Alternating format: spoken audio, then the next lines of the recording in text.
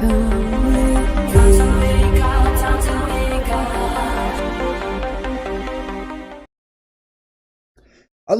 I'm JayDreamerZ. Welcome to my channel. Today I wanted to talk about the different theories of what our world looks like and how it's shaped. There's so many out there, and it's fun for me. I like to check out all the different theories, and I like to come up with mini theories of my own. My channel is scattered with all kinds of interesting fringe theories about all sorts of things, but the world that we live in comes up all of the time in my own personal research. So, since the dawn of time, since as far back as we can go, people have been postulating and theorizing and drawing out concepts of what they believe the world looks like. And, I'm going to show some pictures to everyone. I will be showing many different maps and images and pictures and drawings and all kinds of things. This is for commenting purposes. So this is educational, and I'm totally going to claim fair use on sharing some of these maps with everybody, just in case. But if we go back far, right, the world was portrayed in different ways. Like this right here is one of the ways. It's one of my favorite ways that the world has ever been portrayed. I enjoy all of them. I like all of the different models, all of your theories I love, whether it be from convex to concave or upside down, inside out, backwards, up, right sideways. I don't know. I like it. I like all of them. I like that people are starting to think outside of the box. And remember, box means container, right? So we're going to put some breadcrumbs together, right? Taking a look at some of these images. For example, this one right here is one of the ways that the Earth had been portrayed when it was spoken of in ancient times. The Earth was said to be set down inside of something as if it was in a crater, right? And so thus it had like the four corners around the crater, and then on the inside was where our world was. Now on this image, you don't have anything showing you what the sky is, right? Every model, every image is limited because everything is connected. Everything is fractal and huge and massive and gigantic. So any attempt at drawing something that's connected to everything is going to be futile. We can only really draw concepts. It's concept art. And we only draw locally for the most part, right? And much of this depends upon people's perspectives and their experiences. There have been people who have been taken up beyond the sky and shown the vast reaches of the multiverse. And this is one example of those things. Now, later on, I don't know if it was later on, but a dome was added, right? There was a sky, there was some sort of a physical separator. And that's because of all of the references in ancient myths and legends and lore and religions and texts and accounts where people talked about a physical firm, solid sky around the world. And so oftentimes it's portrayed as being dome-like, right? Sometimes it's sort of got like a lens shape to it. Sometimes it's more like a serving platter dome. But regardless, many of the ancient accounts agree that our sky has a separator between us and what is known as the heavens or space or the final frontier or the Elysian fields, etc., right? So here's what we have. We have a plane of existence. Now look at all those lands. They look very circular in and of themselves. They look like a circular island chain.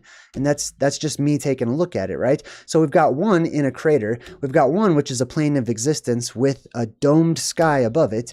And then we have like the ancient Hebrew concept where they had that the domed sky, they said, was made out of water, that there was waters above the earth. So oftentimes people incorporate that. People like myself that speculate that the physical portion of the sky may in fact be made of water or some sort of a liquid that is now frozen, creating that physical barrier.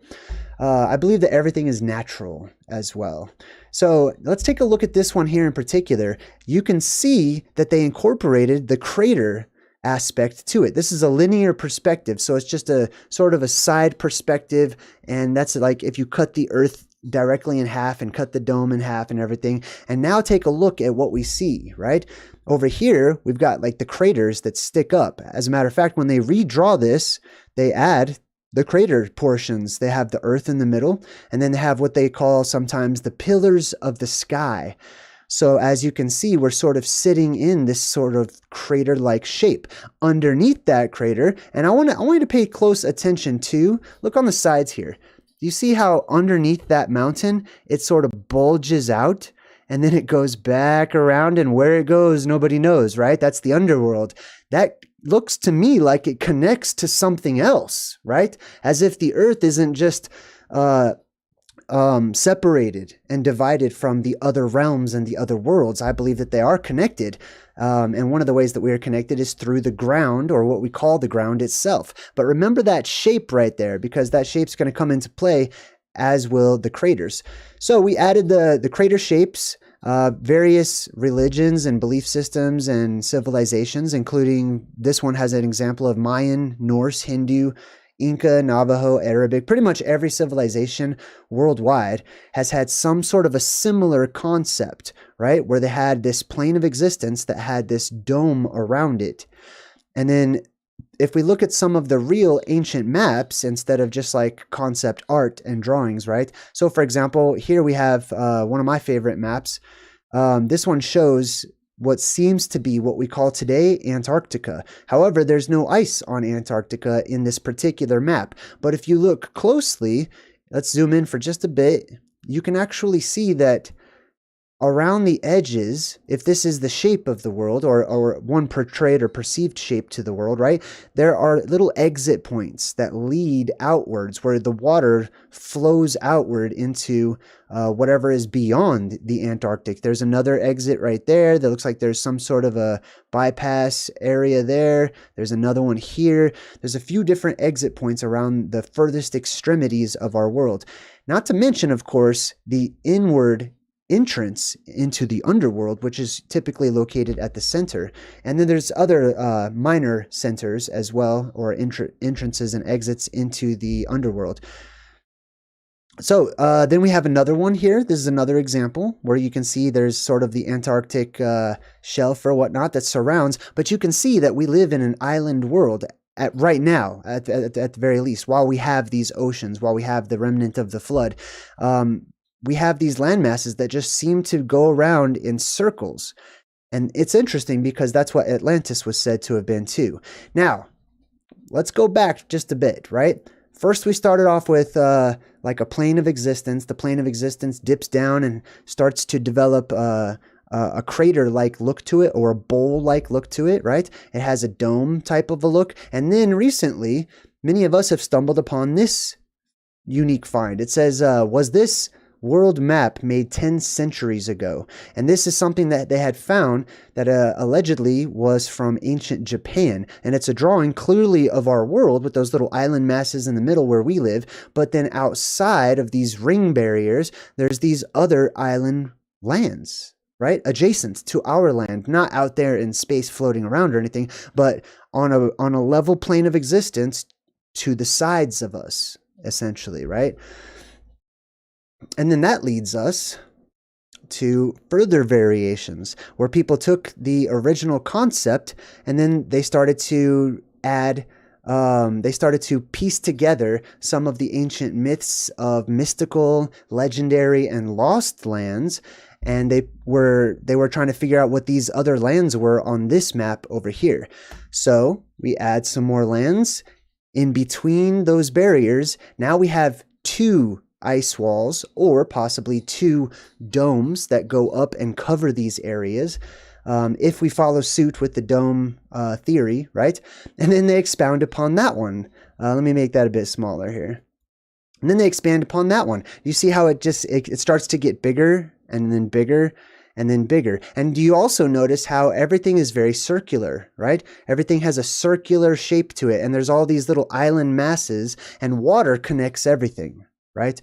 We call it water. However, on the grand scale of things out there in the macrocosm, it might not be considered water. It might be considered, the substance of, like, the glue of life, might hold everything together or something. However, water seems to be a reoccurring piece of the puzzle that we see when trying to piece together our alternative cosmology, when we research and look into it. So people have become very clever, and they have added different areas here with different names.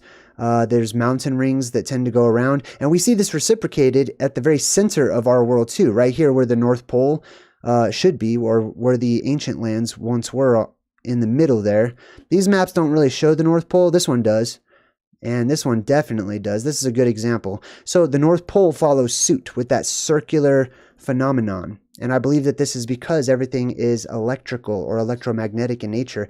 And there is an electrical event that creates these worlds, that shapes them, that terraforms them, right? So we have the plane of existence, right? That's what I'm going to call it for now, so that there's no Wikipedia article under this video. I hate that. So we have the plane of existence. Plane of existence tends to appear or be portrayed as if it is dipping down into a crater or into a bowl shape, right? And then we have many of them. They're all circular. Oftentimes they have domes above them. Those domes are keeping them pressurized, right? Something is keeping the pressure in, which allows those areas to have and experience weather. That's how we have weather, because our world is pressurized, which means that it is contained. There's something that is separating our sky, our atmosphere, and the air that we breathe, the clouds and all of that, from the rest of the heavens, right? So we'll get into the depressurization event here in a bit. But as you can see, I'm showing you sort of a recent evolution, right? These are not new concepts. These are old, actually. They've been redug up. People are reinvestigating, and they're refiguring these out and recovering ancient stories and ancient information and forgotten legends that are older than our history that we have written down.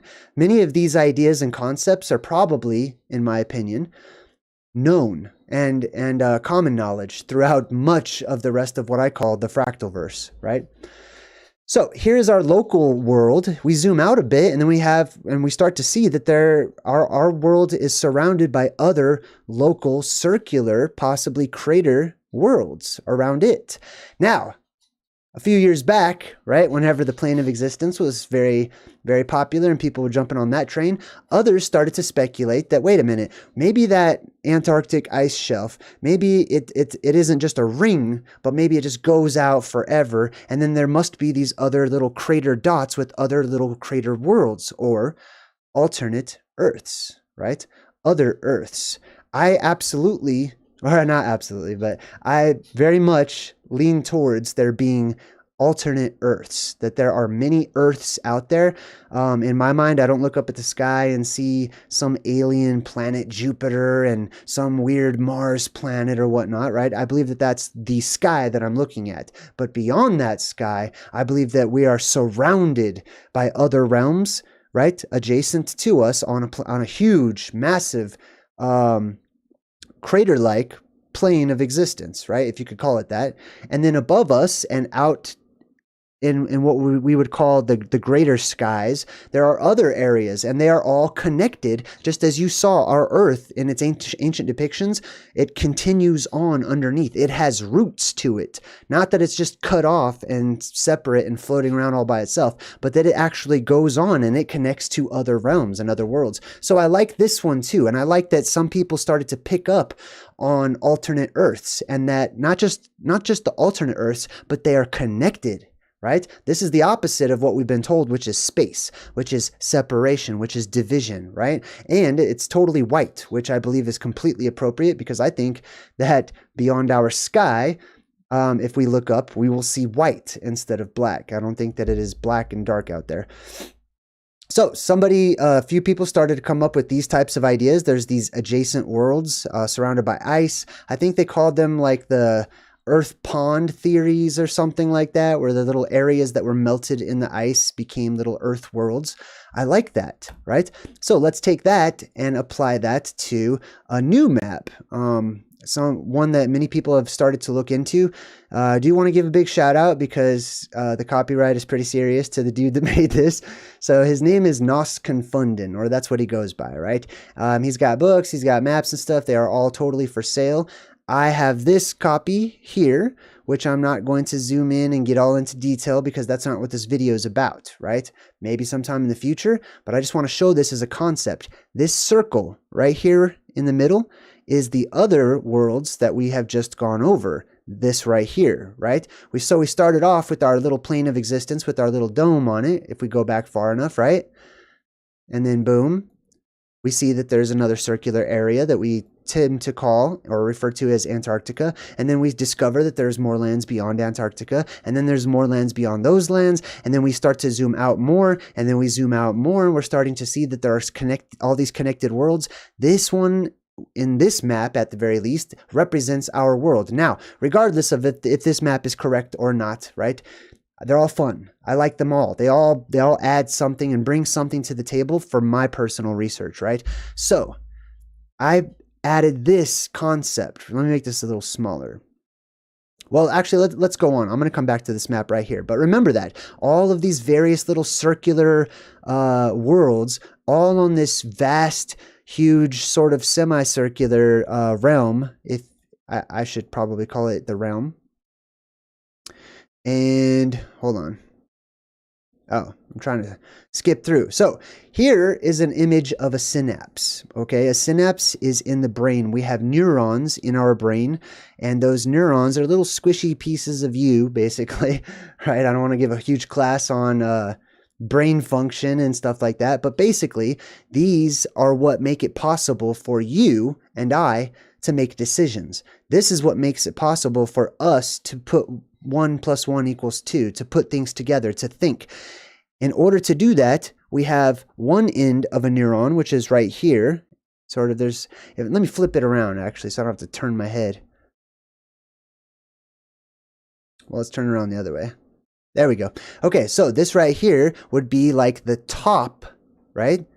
That would be the top of this right here. This right here is if you're looking face down, you're super microscopic, super tiny. Imagine you are, right? And then you shoot way up past all of the realms and you can look down on top of them. Now, if you go off to the side and hover off to the side, it looks like this, right?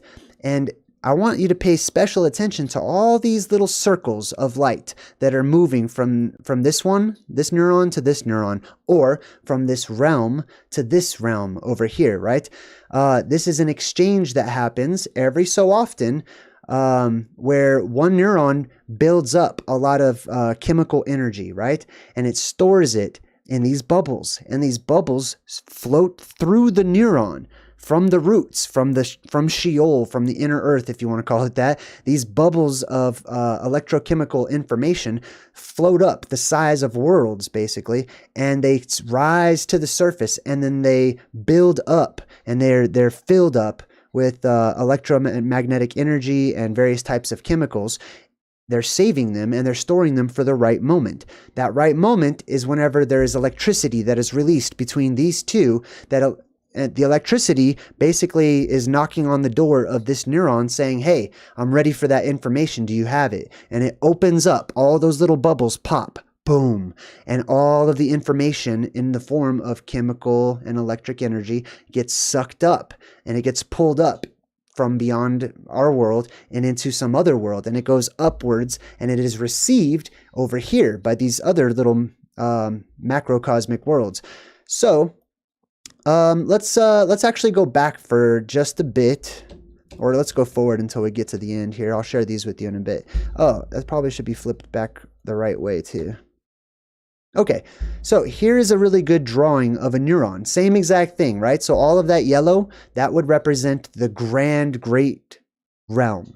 The grand realm. I don't know what you want to call it, okay? The realm, the plane of existence, the huge crater world that encompasses and holds all of these smaller little bubbles, right? These little bubbles make their way to the top, right? And then they're up there on the top. And then when their time comes, they are released. Now, look at the side there. You see the side, how it sort of bulges out and then it goes back in? It often is portrayed that way, especially in science books. As you can see here, it sort of has a bulge to it around on the sides. I think this one's upside down. Let me flip that around. There we go. All right, so one is called the axon, one is called the dendrite, and it's got all these little circles of information in it, or all of these little worlds filled with experience inside of them. They float up and they rise up through multiple levels of what we call the hollow earth or the hollow regions of our earth, just like in the Native American legends and myths, where they talked about how during each apocalyptic event, the only way that they could go into the next world was by climbing some sort of a reed or a plant or a vine or something that shot up into the sky, and then they emerged into another level, into another part of the world, right? So that's kind of what it's showing us here. This is a microscope image of a synapse. So this is the drawing right next to the microscopic image. If we live here, then I wouldn't even be able to put a little tiny dot. It's microscopic. It's extremely tiny, right? And we would live between the cleft of this realm and that realm right there. And then there's, subsequent realms all around. Here's another zoomed in view. This is the synapse. The synapse is actually where the two neurons get really close to each other. They do not touch. They get really close, and then they have an exchange every once in a while. They're there for one another when the information is requested and when it's called upon.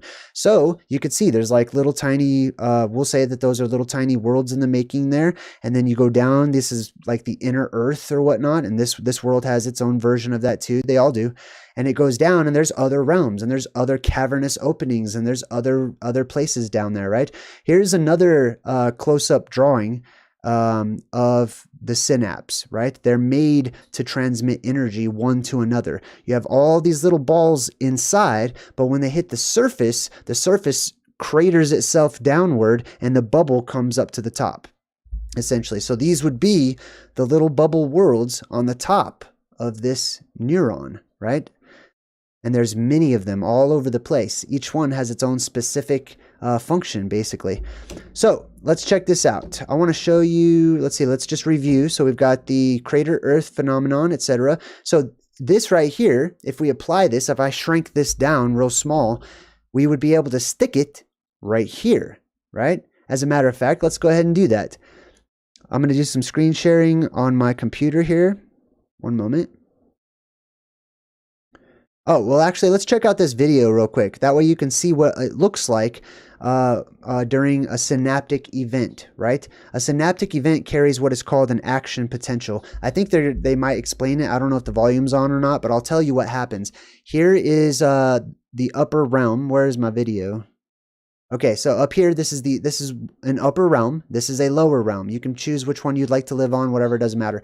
I mean, it does kind of matter, but for the purposes of this, it doesn't matter. So what happens is they're storing information. They're storing electrochemical information in the form of experience, right? And whenever the greater mind, okay, when it, we'll call it, needs to make a decision, right? It's going to recall all of those little experiences, all of your experiences, essentially. And it's going to take them and it's going to process them so that it can weigh out good versus bad and make the best decision for itself, essentially. This is called a synaptic event, when you have this exchange, this electronic exchange between the two different realms there. And this is also what I call the plasma apocalypse. All of those infinite Earths, all those realms experience it at the same time, right? They're all going through it at the same time.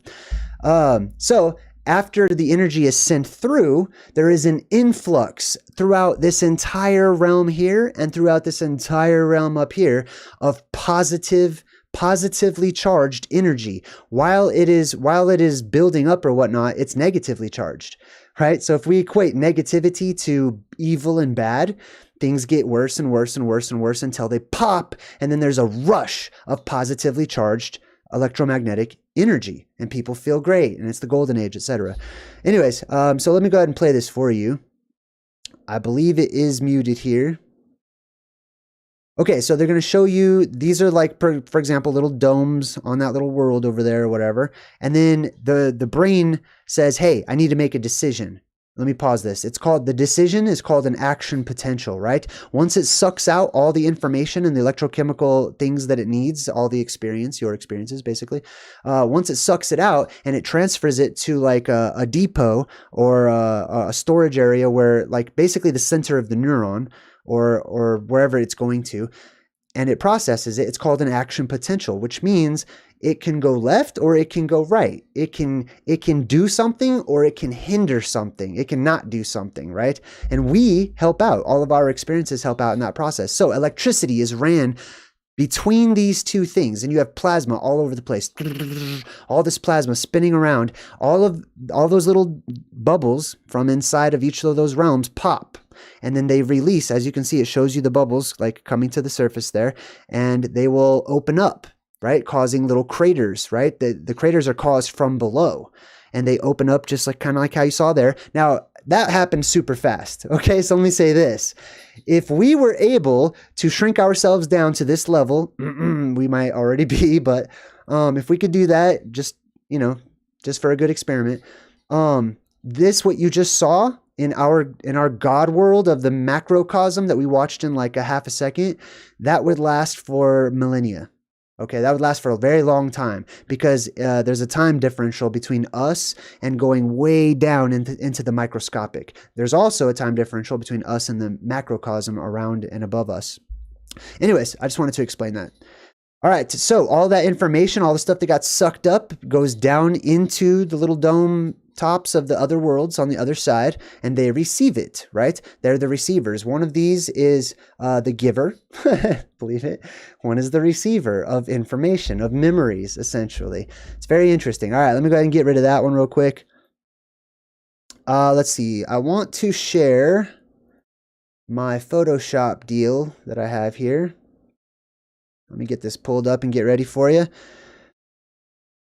There we go. Okay, so I took essentially that exact same image. It's an electron microscope image of a synapse, right? As if you were to look straight down on top of it, right? And you see all those little circles. That's what this is. All those little worlds, basically. And there's different sizes and different shapes for different necessities and purposes. So if we were to take the latest map that I think is beautiful, by the way, and there's a whole book that goes along with it. I'm totally going to buy the book, totally going to read the book and everything. I encourage everyone else to, because it sounds sweet. I'm going to read it and I'm going to give you my synopsis, I promise. Anyways, so it's a very mysterious book, but I love that I got a hold of this map too. So let's take the real world microscopic image of the synapse, and we superimpose the idea, the cartoonified version of it, in this new map that we have, which is it's just a theory, it's just an idea, right? And then we start to bring them together, and that was terrible. That didn't work at all, man. Hold on, let me fix all this here. Why is it doing all this? That was supposed to be a fun reveal. All right, let me just go ahead and not do any filters here. And we'll put this one on top. There we go. And then I'm just going to mess with the opacity here. So as you can see here, they're very similar. That's my point, right? Very similar. Even sort of the anti-circular. It's not circular, right? It's a neuron. It's not supposed to be perfectly circular or anything. However, electricity tends to make very definite shapes, right? Hey, welcome to my channel. Good to see you, BC Athen Saga 32. All right, so here we go, right? Boom, all the way in and then all the way out. This right here is just like a blurry version of it, right? This is us trying really hard to see down as far as we can. But if we could cartoonify this and become the Who's, or Horton Hears a Who, right? If I was Horton, I could look down into the land of the Who's. It would look more like this in our reality, right? But in a different reality, if we were able to shrink down like Honey, I Shrunk the Kids, and then go into this, which is what we look at in real life when we get these little black and white images, it would probably look more like this, right? All right, cool. I wanted to share that with you real quick. I will come back to that particular map along with the book that comes with it, because it sounds super interesting. I heard about it from this other YouTuber. Somebody said that he gave me a shout out, and he's like got 1 billion subscribers.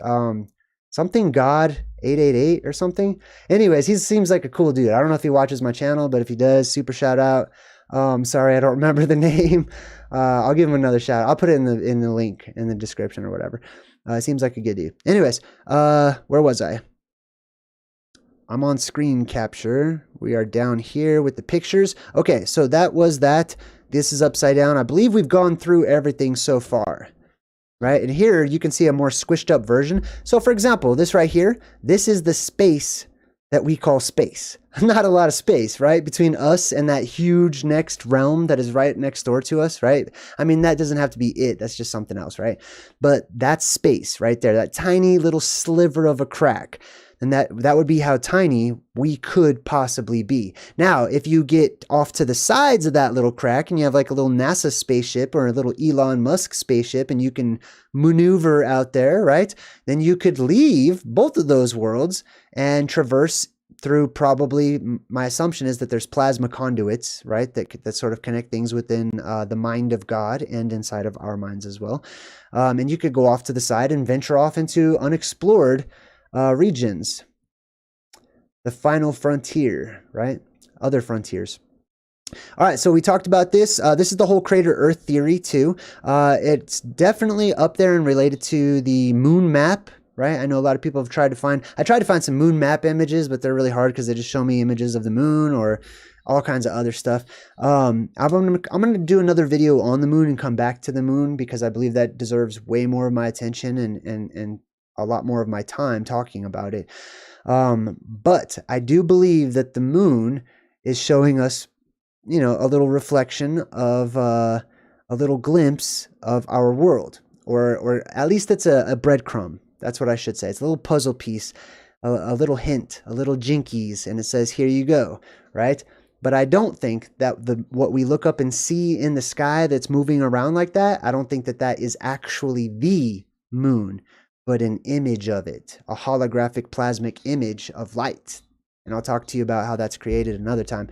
Anyways, I hope that this sparked something into your minds, into your brains, and got you thinking a little bit outside of the box so that you don't have to be confined, stick your flag and plant it just into one map or one area or one team here or there. I know everyone has fun teaming up, with your beliefs about what the world looks like. And hey, do it. That's fine. I've been on many teams throughout my life, but I wanted to share with you something that is connected to what I call the fractal verse, because if this is true, or if it holds any merit, then it means that we truly have infinite alternative Earths with the very same and similar sources, which is coding or information, that quite possibly could recreate the exact same types of bodies and beings and animals and stuff on every world and every Earth, with variations, of course, right?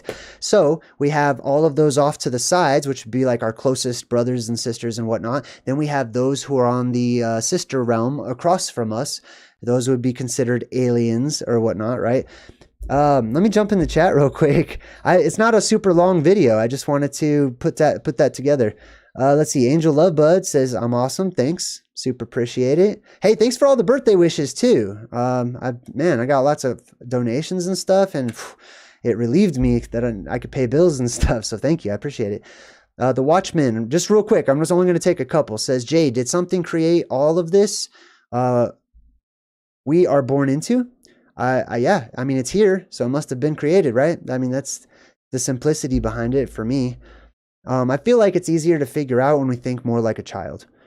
Dr. Robotnik, I like that name, says, Jay holds influence. Listen to this man of love. Oh, well, hey, thanks. I hope I influence you for the better. Let's see. Yes, Jubilee year, the slaves are set free. It's real if I say it. Ooh, I don't know. I mean, I think everything's real, even stuff that I don't even believe in or follow or subscribe to or whatever. I believe there's truth in everything. And I definitely believe there's truth in a lot of things I talk about because I'm super biased and I think they're awesome. And if I could split myself in two, I'd high five myself all day long. However, that doesn't mean that I think that I hold all of the keys or all of the answers. Not one bit. Okay. Everything I just showed you came from other people, right? So what I encourage you to do is to clap, right?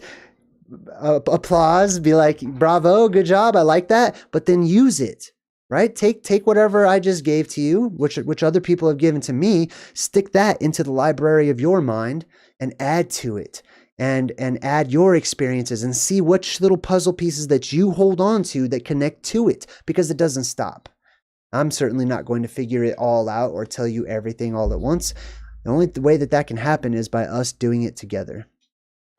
All right, cool. Well, hey, enjoy. I handed out a bunch of new wrenches in the chat. I hope you guys use them wisely. Thank you so much for the support. This entire weekend, for all the new people on my channel, I'm going to be doing my Ancient Oblivion marathon. So if you want to hang out in the chat, say what's up, you know, talk to the noobs, say, hey, what's up, newbie, you know, and make them feel welcome and maybe answer some questions or something. I'll jump into the chat every once in a while too. But for the most part, what I really wanted to do for my birthday was spend the entire weekend with my son, just doing dad stuff, just hanging out, being a dad, not worrying about YouTube or anything like that. So thank you so much for the support. And check out these credits, hang out for the credits, and a huge emoji, positive emoji flood for all of these people that you're about to see, and for all the people who are not on the credits, because there's a lot of people that donate or whatnot that are anonymous and send gifts and stuff. So thank you. Let's give them a huge emoji round of applause. Until next time, I'm JayDreamerZ saying good vibes and goodbye. To fade away.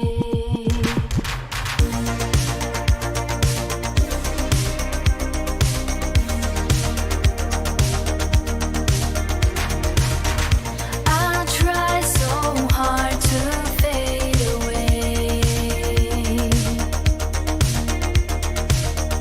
but something's forcing me to stay. It'd be easier for me if I turn away to flee, oh. But there's something holding on, the way of being long gone.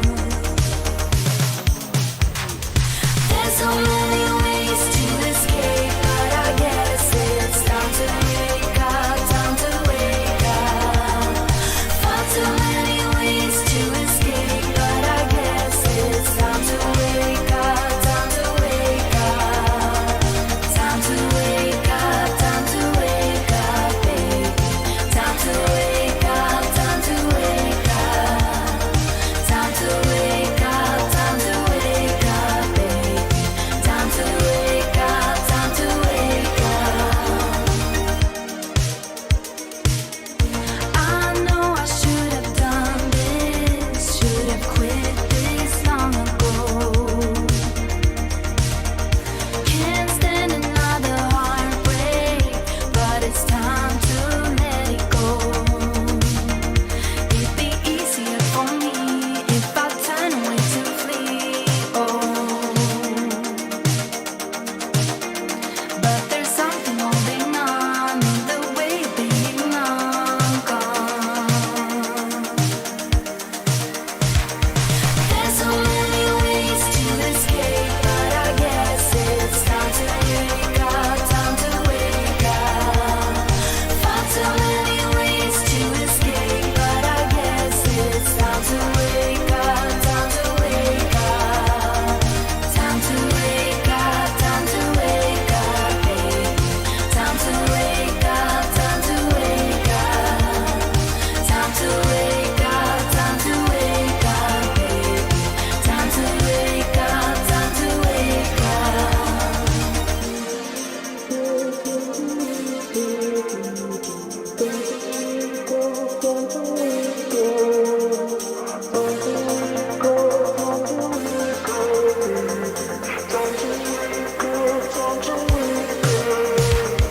There's so many ways to escape, but I guess it's time to wake up, time to wake up.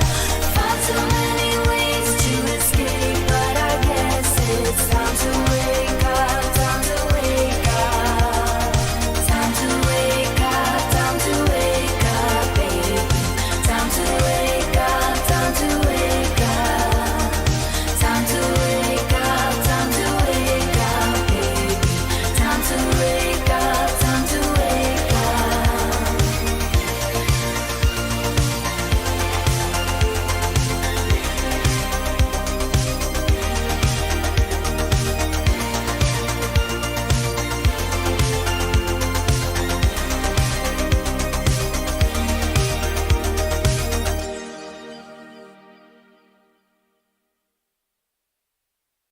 Time to wake up, time to wake